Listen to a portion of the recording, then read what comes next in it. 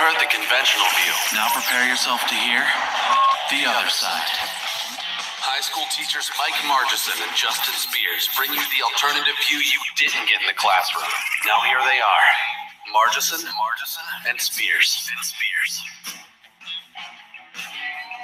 All right, good Wednesday evening to everybody out there. You're listening to The Other Side, our weekly podcast here where we tackle the other side of issues in society, government, education, economics, and we kind of go outside of what you're going to hear in the traditional mainstream media or what you might read in traditional media and textbooks and things of that nature. I am one half of The Other Side, Justin Spears, joined as always by my co-host, Mike Margison. Mike, how you doing this evening? Well, I'm back from Vegas, so I don't know if that's good, bad. A little bit of a reality check setting in there, huh? Yeah. It's how it always feels when you go on vacation, for sure. You know, you kind of have that getaway and then you come back and it's like, oh, everything that I left is still here. Yeah, no. Yeah, exactly. All right. Well, real quickly here, for those that may be new to the show here, we are very active on social media and encourage you to contact us, leave us comments, share, like all of our content. We really appreciate our listener support. We're active on Twitter. I'm at Justin Spears 4. Mike is at Mr. Margison. So you can find us on Twitter. You can find our show on Facebook, The Other Side Podcast at TOS_podcast, and that is the home for The Other Side Podcast on Facebook. I also have a personal Facebook account that you can find me on. Just search for Justin Spears. Our show is broadcast in many formats. You can listen to us on our YouTube page. If you're listening live this evening, thanks for tuning in. Our YouTube channel is Mike Justin. You can search The Other Side Podcast as well to find our channel. Again, please feel free to give us a subscribe, a like, a share. All of that really helps with boosting the program. You can hear us on iTunes. You can hear us on Google Play Podcasts, and you can hear us on the Spreaker radio app. If you search The Other Side with Margison and Spears, you will be able to catch us in one of those formats if that works best for you. I know a lot of people are digging listening to the podcast in mobile format. You can take it on the go and listen to it that way. You can certainly check it out on one of those. And then last but not least, the last two that we have are our traditional media. Well, a little bit more traditional media. WCVL 92.1 1550 AM out of Crawfordsville, Indiana. Saturday mornings at 8 a.m. You can hear our show rebroadcast on there or on WCVLAM.com if you're outside of the West Central Indiana region. Really appreciate the support we get from the fine folks over there, Dave Peach and the gang. Really appreciate those guys hosting our show. And we are part of the Cerberus Radio Network, internet media, right? You can find us. We have some great content through the Cerberus Radio Network, Suzanne Sherman and the Wasatch Report, Jeff Johnson with Paradigm Shift, and Dan Bailey with the Dan Bailey Report. There are all types of content and hours of shows that you can listen to on the Cerberus Radio Network. So you can catch us over there as well. So having gotten all that out of the way, let's talk about the reason that we are gathered here this evening. Mike and I, as you guys may or may not know, being high school teachers here in the state of Indiana, are always on the look for things related to education. And while Mike was on vacation, yes, I was that guy. I sent him an article and I said, hey, don't worry about this right now. Enjoy your vacation. But I want to talk about this at some point. And I had found and come across, I don't even remember where I saw it from. I believe it was on my Facebook feed, an intellectual takeout article on kind of teaching of white privilege in a school system up in suburban Minnesota. And this is something that if you listen to our show in the past, we've talked a little bit about before.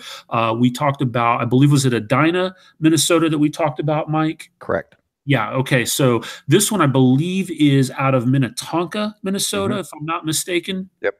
Yep. Okay. So just making sure we got everything squared away. And I linked this article on our Facebook account, our Other Side account, so you can find the article there. I'll also try to make sure that it's available if you catch the show through iTunes or Google Play Podcast or Spreaker, that it's available for you to see there as well. But this was basically almost kind of like an op-ed piece that was written by a boy who had just graduated from high school up there.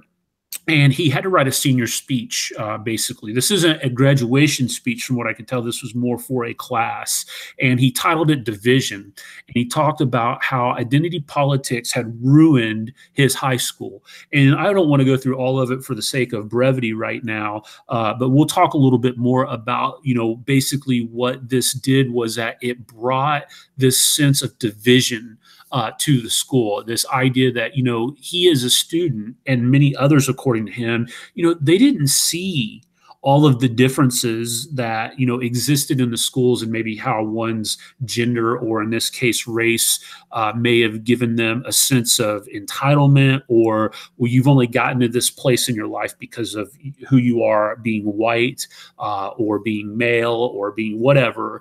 And so this education, or this curriculum, I should say, is forced upon the students at this high school to almost kind of go through this indoctrination process of identifying, how this privilege affects everybody. And he goes through and he talks about how this literally tore friendships apart. And again, I really encourage you to read through this. Now, what I want to kind of hit on here real quick is to bring this a little bit closer to home, here in the state of Indiana, and actually my alma mater of Brownsburg High School, which is a suburb of Indianapolis. There was a teacher there that was just recently forced to resign because he refused to abide by a policy that was set forth by the school board in Brownsburg, where essentially they told the staff in the school corporation that they would now be expected to have to refer to students there at the school by their transgendered preferred names, as reflected in the school's database. And so this teacher at the high school didn't agree with this and wanted to call these students by their last name. He thought, okay, I'll kind of compromise here. I don't want to do this, but I also don't want to be, I guess, maybe overly insensitive to their situation. So I'll compromise, and I will call them by their last name. And Mike, I don't know if you had teachers like this. I had teachers at Brownsburg back in the late 90s that routinely called us by our last names. It wasn't an issue at all. Coach. I mean, yeah, like right. That's all they do is call you by their last name. But real quick, the administration was okay with this, right? The administration originally agreed to this compromise. Yes, and then a stink was made about it, and then they basically came back and they said, okay, you have three options: you can either follow the policy, resign, or be fired. And so the teacher kind of says, well, wait a second, doing this, and this is really the crux. This is what I want to kind of get at with all of this. Later on, we're going to talk a little bit about the whole battleground of schools even being a part of this teaching of social justice, or, instances like this. But this is what I really wanted to hit on with this. And this goes even to an issue that we've seen in another realm in society here recently, which is the tearing apart of the families at the border. I made a comment on my Facebook page today. A lot of people that I've seen have invoked religion, which is what was being almost invoked here, although he cited more on the First Amendment issue here with this in public. My understanding was this was against his religious beliefs to do this. But at any rate, the point of this is, I've had a lot of people on my Facebook feed that have said, this is very unchristian to separate families at the border, and where's the outcry of Christians, and so on and so forth. And I stopped for a second. I started thinking. I thought, what's so weird about this is that when it comes to topics like abortion, in this case, obviously transgender, gay rights, I am told to keep my religion to myself. I'm told that, keep thy religion to thyself. We don't want to hear it don't do it. But now all of a sudden, I'm being told, where's the outcry from the Christians on the separating of families at the border? The kind of this selective outrage, which isn't unique. I know it's something that's been there for a while, but the inconsistency here. But really what it all boils down to is exactly what he says here. I feel the compelled speech of forcing a teacher to take a side on this very highly controversial topic is a violation of our First Amendment rights. And that's the word that is so key is forcing.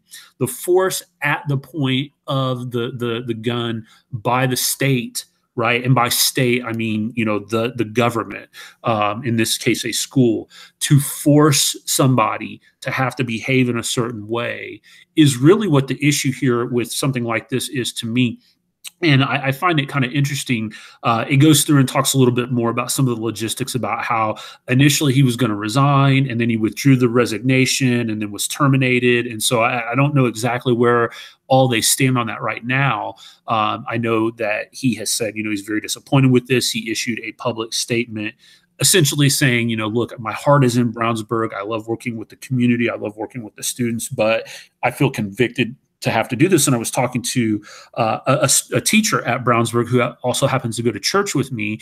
And our big thing was like, man, the conviction for him to stick to his guns on this is really pretty unique. And we always kind of talk about, when it comes down to it, would you have the gall? Would you have the fortitude to stand on your moral ground and say, I refuse to give into the secular world? Or would you bend and break and say, oh, okay, all right, you're right. I want to keep my job. I value that more than anything else. So I applaud him for that. And he kind of made that known in his public letter. The last kind of wrap up that I wanted to hit with this particular article here is they got a quote from a local pastor who also is the parent of a Brownsburg student who believes that this teacher was being targeted, made an example out of, talked about being very disappointed. And then they grabbed a quote from the executive director of the LGBTQ organization, Indiana Youth Group, Mr. Chris Paulson. I guess I assumed Mr. there, showing a lack of respect for transgender youth is what drives up the suicide rates of transgender youth in Indiana.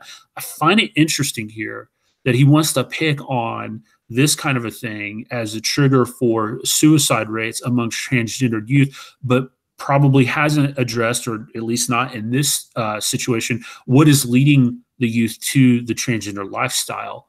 There's never a talk about that. I find that kind of unique and ironic that, there's always kind of a look at, well, how is the world, which is being not asked or kind of convicted to, but forced and told you're going to, bend to and kind of bow down to this in our life, not wanting to talk at all or recognize or even address, what's going on in the life of these teens that's clearly causing them to choose this lifestyle to kind of take hold of and call their own.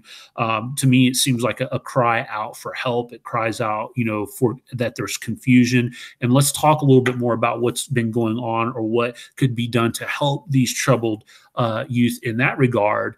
But no, we want to focus more on the fact that this gentleman won't call somebody by their preferred transgender name and try to point the blame at them as to why these people may be committing suicide. I think that's a kind of a cheap shot, in my opinion, there. So, I wanted to come out of the gate in this episode with this example here to kind of talk a little bit about some of the case examples of what is happening inside our schools today, and then kind of transition here over to Mike, who I know, Mike, you've been reading a book kind of, targeting the end goal of, and something that we've talked a little bit about, changing education, public education, maybe to the point of, abolishing what it looks like today. Certainly there are many steps along the way to that. But let's talk a little bit about the role of schools with this social justice, going back to the Minnesota example there of forcing students to have to sit through curriculum that gets them to acknowledge and feel the guilt and division of, just based on who they are, when they probably weren't even thinking this way to begin with. What is the role of the school in all of this? Is this something that should even be going on inside of public schools in America today? Well, no, I don't think so. Look, First of all, I don't think the school should exist in the first place. I don't think that there should be an institute of public education, or excuse me, at least compulsory public education. And if there has to be, then this program of social justice is absolutely out of bounds. I mean, this is completely unacceptable on every level, because what this is doing is forcing kids to think a certain way.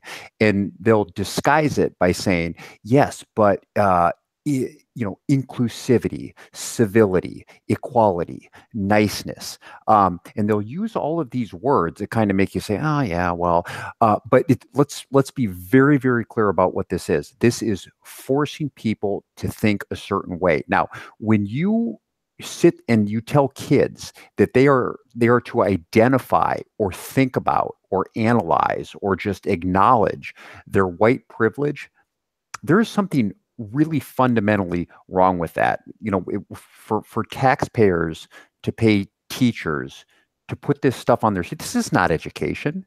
Not at all. I mean, where is the education in that? I don't see it. Not to mention the fact that, look, we're grouping students, and there is something so fundamentally wrong with grouping students. That should be obvious to anybody. And look, I don't think that kids automatically begin grouping until they are taught to do so.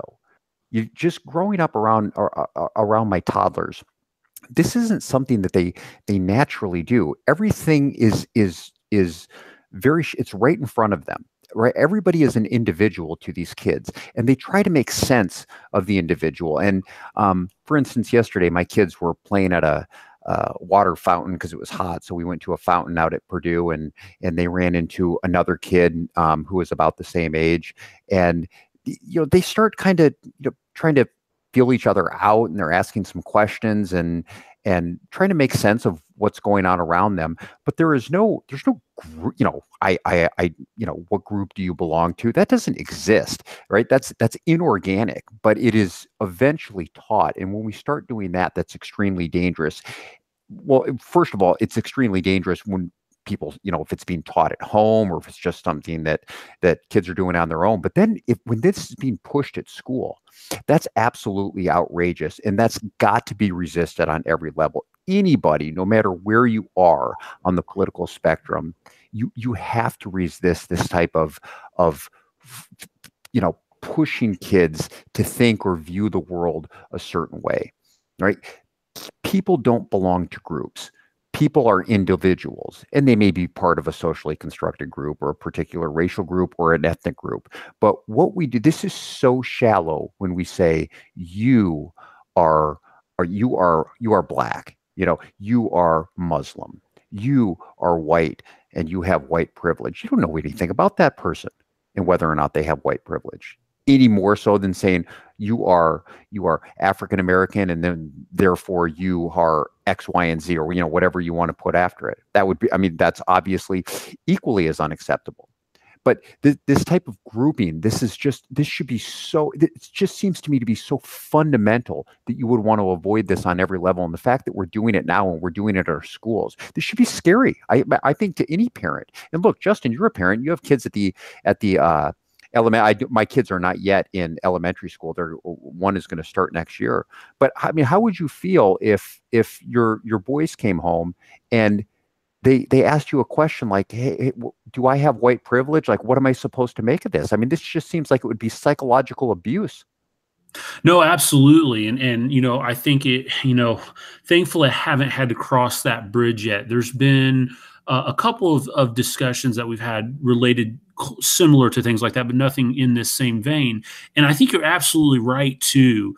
As you were kind of laying that out there, the first thing that popped into my mind is this ideology warfare flies completely contrary to what we try to accomplish as educators on a daily basis, especially in the social sciences, where we want kids thinking critically. I commonly write in one of my learning objectives on the board, accept or reject or defend. and that is absolutely taken out of the equation when you force students into having to believe a certain way. Now, listen, I agree too that I don't think this has a place at all in public education, but if you're going to present it, at least be open-minded enough to allow students the opportunity to take it in and go, you know what, I hear what you're saying, I disagree with that. But to force students to have to accept something, gosh, that seems like, it would be a really slippery slope to be able to say that that's an acceptable thing to do in our schools. Yeah, and so I just kind of want to tie it back to this original article that you talked about, because even though you did send it to me on vacation, I still managed to read it while on vacation. Actually, I am that guy too. I was in Las Vegas and I got pretty far into this book. It's called Instead of Education. It was a really good book, but that's something to do in the morning before you have anything else to do. You do a little bit of reading, but that this kid writing about how social justice ruined the last 2 years of his high school. I mean, this just terrifies me as a parent. In Minnesota, I mean, this is the place where I was born. All of my extended relatives live in Minnesota. I've been there on vacation to visit them many times. I spent a lot of time. There's a beautiful state, right? And when we first talked about Edina and what's going on there, and again, let me just remind the listeners, if you have not heard of what has happened in Edina, Minnesota, Edina, the Edina School District. And if you just Google Edina, Minnesota social justice, click on the first link and read through there and see if you think that this is beneficial. And let me just give you the Cliff Notes version. They switched their entire curriculum to focus only through a racial lens. Everything would be viewed through a racial lens in Edina, Minnesota. The social studies curriculum, math curriculum, the English curriculum, science, whatever. It's all about social justice and race. And not surprisingly to anybody other than probably the people on the school board who approved this, all of their test scores started going down. There was a precipitous drop across the board in how kids are achieving academically, because it's just basic opportunity cost. When you start pushing this garbage and this nonsense, there's only so many hours in the day. They don't extend the school day. So what are you leaving out? You're leaving out actual education, things that kids might find useful later in life, like math, English, sciences, history, social study. But you can't do that when you're peddling this nonsense. But they did that in Edina. In Edina, I have relatives in Edina. Some of my cousins and their families live there. They're great people, wonderful people, and they're subject to this garbage in their school district. And then this one also coming from Minnetonka, which is again another great community, but they seem to have gone off the deep end. I thought it was bad. Just remember when they elected Jesse Ventura as the governor of Minnesota? Have you ever thought like we would be in a time where it's like, God, they need to get Jesse Ventura back. We need to get things straightened out in Minnesota, or back to the good old days and get Jesse Ventura back. I thought it was bad then.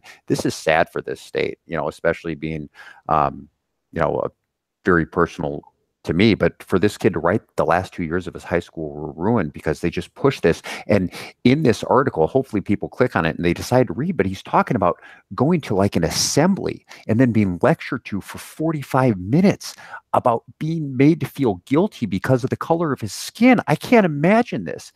I mean, the amount of discord that this would put in a young adolescent's mind who doesn't think in terms, they don't think these terms yet. They just evaluate people for who they are, and it's elitists, it's adult elitists who look and they say no. If we don't do this, they will automatically turn out to be racist. I mean, the lack of faith that these people have in humanity, that they think that kids will just automatically go to racism unless they do something about it, is frightening. And this is, they like to invoke, you brought up the immigration thing, and I don't know if people saw this, but there were tons of comparisons made between the Trump policies and Nazi Germany, which I think are just stupid comparisons. You shouldn't do that, because Nazi Germany was a horrible time and a horrible place. But when it comes to forcing people to think and view the world a certain way, how they view the world, now we actually are starting to see comparisons between totalitarian regimes and this way of thinking. Does that make sense? Yeah, absolutely. And as you were saying that, I'm doing a lot of visualization in my mind, and I'm trying to put myself as a student in that school. And here's what keeps coming up in my mind. I don't keep necessarily thinking a whole lot about me, maybe as like a white male in that school, what I would be experiencing. Here's what I keep thinking about. What are the African American students in that school experiencing as they're hearing this, as they may be introduced to this for the first time, as they may be sitting there going, wait a second, you know what? These guys are right. How many friendships are being torn apart? How much animosity and hate is being, basically brewed and crafted out of this curriculum, and it driving a wedge. As I said, he titled his speech "Division," and I'm guessing that again through reading what his words had to say about this is exactly what this didn't do anything to bring people together. This wasn't self-realization or self-actualization. This was, wait a second, as you said, I'm realizing something that I didn't realize before, and you're planting the seeds. When we talk about hate speech, how could this be any different than maybe somebody from a neo-Nazi, some kind of new right-wing group, getting on a bullhorn and speaking their mind about white power, or the European traditions and cultures and how we have to preserve them and things of that nature.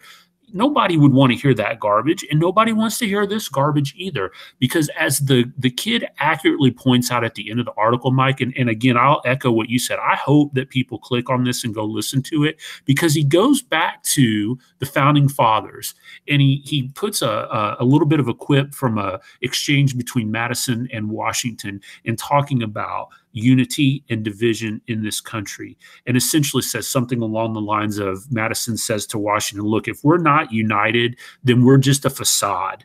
And I know we've had a lot of discussion about whether or not, we are e pluribus unum. Are we one, united mass group of people, or should we celebrate the differences that we have in each of our 50 states? But at the end of the day, even if we did celebrate those differences in each of the 50 states, and we can all agree that there probably are differences regionally and things of that nature, at the end of the day, I would like to think that even the people that live in a state like Oregon or Washington or California would hopefully still ascribe to the idea of freedom and liberty. It might look different than what I think it should look like, but at the end of the day, we could probably look each other in the eye and say, we would not want to live under something like Castro or Guevara or Hitler or Stalin or Lenin or anything like that. Now, that may be changing rapidly, but again, at the end of the day, that's the unity that kind of exists there. But I feel that kind of slipping away. You know what? I do too, and I'm not trying to be hyperbolic, and I don't think that I don't think that we're headed towards anything authoritarian, but this is how it starts. And there can be no argument about that. It starts when you start saying there is a right and a wrong way. Now, look, people can say, well, you're just saying that, this is just like, Nazi apology or stuff like that. I mean, that's just idiotic. But it starts when you start saying there is a right and a wrong way to view the world.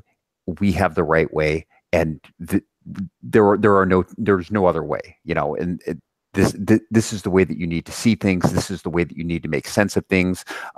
This is why and all it is grouping people and pitting them against each other.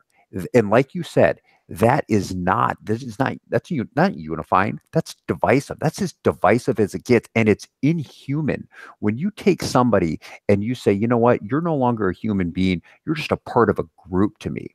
That is about as inhumane as it gets. It's disgusting. And we are teachers. As teachers, what if I were to look at a student and say, you know what, that person is a whatever, insert ethnic group there, and just say, so I am going to treat them as such. No, that's not what we do. Every single person in our class, you talk about diversity. I mean, it's diversity times 25 in my class. Every single individual is diverse, and you have to get to know these kids on a personal level.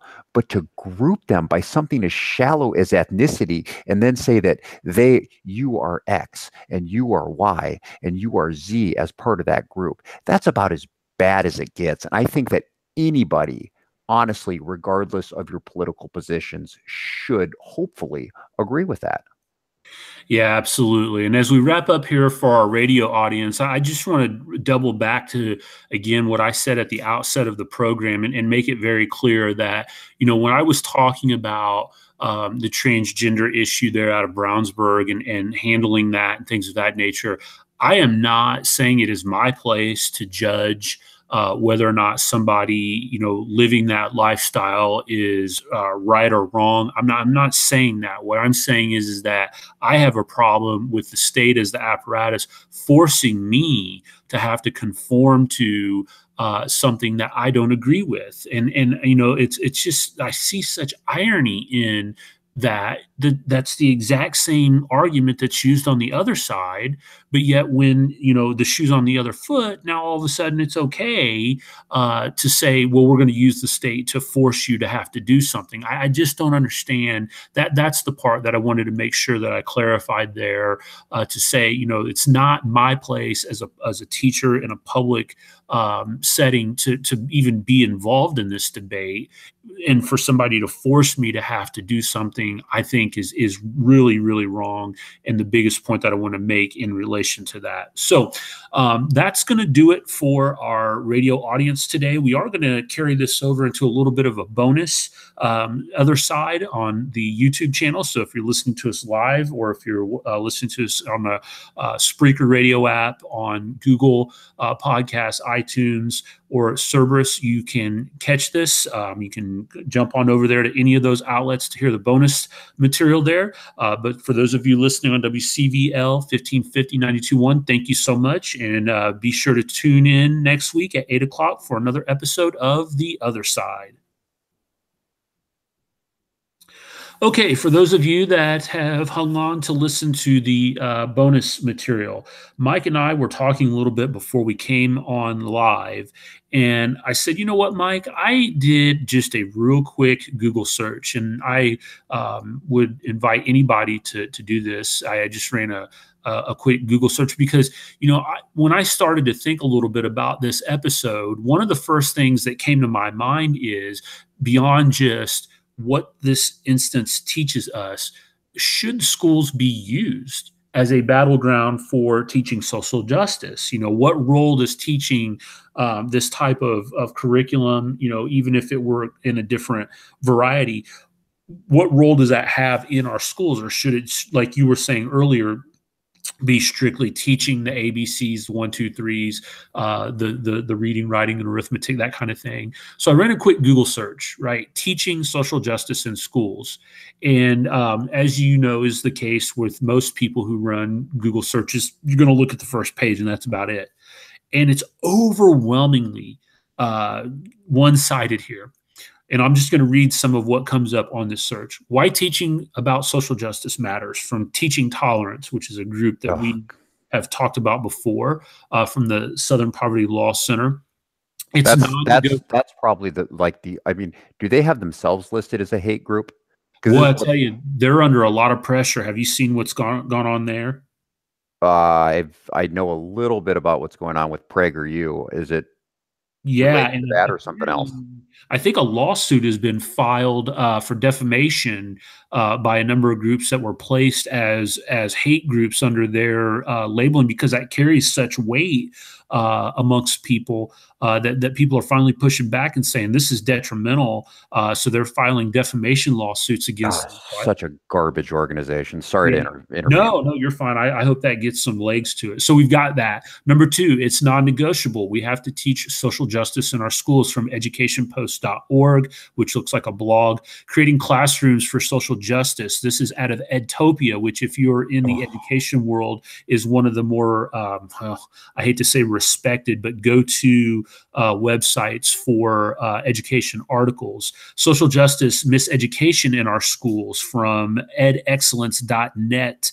How to Teach Social Justice in the Classroom from another blog, cultofpedagogy.com, a collection of resources for teaching social justice. So you get the point here. I could go on. Social justice, miseducation in our schools, another column in St. Louis Today, how to promote social justice from The Guardian. So clearly you can see it's an overwhelming KO on the pro social justice side. Not one pushback, not one, hey, time out. What is this doing? Do we need to rethink this? What's the role of this? Nothing along those lines. As you can see, it's a slam dunk, door closed, no conversation. It must be taught. It will be taught, and it's going to be taught in this manner. Your thoughts, Mike, on this? Well, let me take you through a quick exercise, if you don't mind. If you don't mind me putting you on the spot real quick. Sure. Okay, will you define social justice for me? Yeah, I mean, that's I don't know that I could. I mean, and I'm not just giving you lip service there on that. I mean, I think I could probably talk a little bit about the evolution. To me, whenever I've heard this term, and I won't pretend like I haven't thought about it, right? But I think that's a good question because I've often thought about what is social justice and how do we teach it. I immediately jump to the civil rights movement, and what pops into my mind is how demoralizing, and I guess trying to think of the best way of saying this. To me, it seems like a slap in the face of those who went through the civil rights movement, for those who fought for the right to attend public schools just solely based off of skin color and other, being able to sit at a diner or in a railroad car. Open. Right. Yeah. Just having, relations with other people, things of that nature. To me, and again, I know my perspective is as a white male, but to me, if I grew up in that era and as I studied that, I would be insulted by what this pretends to be in terms of fighting for equality and rights. So I guess to maybe answer the question a little bit more succinctly, I would say social justice is all about getting your way. No matter what kind of lifestyle you want to live, everybody should be forced to conform to what you want. It doesn't matter how big, small of a group you're a part of. If you come along and you say, I feel this way, you therefore must respect that and have to conform to my desires, even if it's contrary to your belief system, your moral code, your ethics. That does not matter. You will conform, you will obey, and I will use the force of the state to make sure that happens. Well, I think you're 100% right, Justin. But nobody would answer as honestly as you just did. But that's correct. But if you were a leftist and I were to ask you that, how do you think a leftist might answer?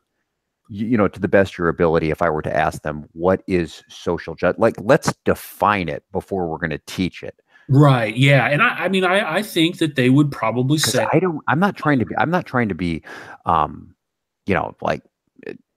acting like I don't get it, but I'm asking this honestly. Sure. What am I teaching? Tell me what I'm teaching first. If you want me to teach social justice, what is it? What would they say? I think it would all just be about the last part there is all about just tolerance. It's just that feeling and emotion, the things that we talked about before, that you have to basically, dude, what's your problem? It's whatever I feel today. And you have to, again, respect that. And you hear these buzzwords that get thrown out like tolerance and equality and things of that nature, which of course they can't define. They can't define what it means for somebody to be tolerant. They can't define what it means or what it looks like when equality is established. They can't define what it looks like for people to conform and abide by a certain lifestyle. I honestly think that that's what they would say. And I think they would probably be even more candid, some of the more hardcore leftists, to say the end goal is to tear down what built this country. Right, which of course is white males. And okay, yeah, and I don't think. Well, yeah, some of them might be candid, and actually, I've heard that before. Some of the real hardcore feminists and ethnic studies professors. Actually, I respect them for saying that, but they say that is their end goal. But yeah, my original point was, this is something that is basically, it's not definable. So you just think about the two words, social and justice. And in the end, all it comes out being is grouping people and then pitting them against each other, and that is a big problem. We're not working in the direction that we need to go. We're pulling at each other, and we're pulling at the very fabric of this country, and we see the end result of that. I mean, look, we had, for the first time in this country's history, an African American president, which is pretty remarkable given our history. And it probably did take a little bit longer than maybe it could have or even should have. But there's no set or given date. But what happened? Race relations, in my opinion, seem to have gotten worse, not better, since that time. Would you agree? No, absolutely. And I think, I think the thing that really gets me about all of this, and I see this with just about everything, it's this idea that progressives have of using the government to accomplish what they want. And they see the government as being that enforcement arm that can force you to conform, right? I mean, think about like you were talking about with Obama, the bathroom policy with transgendered people, and it was like, you're going to do this, or else we're going to withhold funds from you.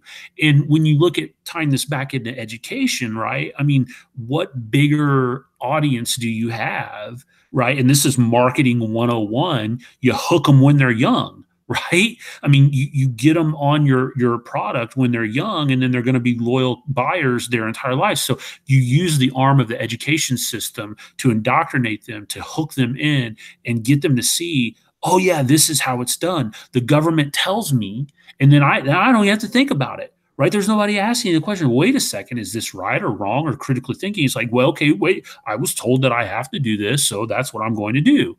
And you go on and you just, well, that's how it works, right? The government just tells me, and then I have to do it, right? And I think that's what bothers me the most about all this. And you see this in so many examples. I see all this faux outrage. I hate to keep coming back to this, but it really bothers me with this separation of the families at the border thing.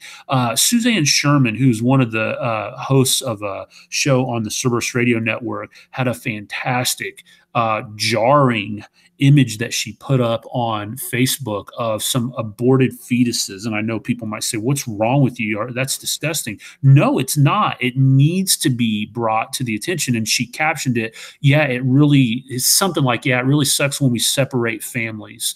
And, that's the point, is like, people want to say there's all this outrage about, oh, this is terrible, what's going on down at the border. But yet they don't want to talk about all of the abortions that are committed every single day in this country, and how that tears families apart, and the scars and the wounds that happen, not just from the woman that goes through that, but from the man, right? Let's talk about it from that perspective. I know that's not the right thing to do, and the kind of the chic thing to do, but this goes beyond just, hey, should I keep this baby or not? This has real consequences. And so to see people kind of out there saying, oh, this is horrible, the fact that people are okay with this, but yet all of these other things, it's the same thing with the shootings in schools. Oh, we're so bent out of shape about all these shootings going on in schools. Something needs to be done. Meanwhile, 10, 15, 20 people are murdered in a weekend in a major metropolitan city, and nobody bats an eye. Nobody cares. I mean, it's because it's only political and it doesn't fit the narrative. That's it exactly. It's not politically expedient, and that's where I see this social justice stuff falling down. Is it's an opportunity to seize on using kids, who is a captive audience in our compulsory education system, and it's a way to be able to indoctrinate them at an early age and get them to buy into your gobbledygook, mumbo jumbo nonsense about what has to be done when you can't even define it yourself. You're just using it to try to divide people and get people to buy in and say, you're bad for this reason, by the way, which is completely out of your control. And, you're good for this reason because, whatever, it's just ridiculous. And to see it, it really starts to get you upset the more and more you think about it. Especially given the fact that we have kids who we're about to, you're already in the midst of it, but we're about to put through this institution. And I want to kind of close out by talking about we'll talk about this in our next episode. Actually, we'll do a full show on this. This book I'm reading, it's called Instead of Education, and it's by a guy named John Holt. And he makes some great points in here about what this entire system of education is doing to our kids, like just what it does to kids, and how real organic education does not come from an institution like this.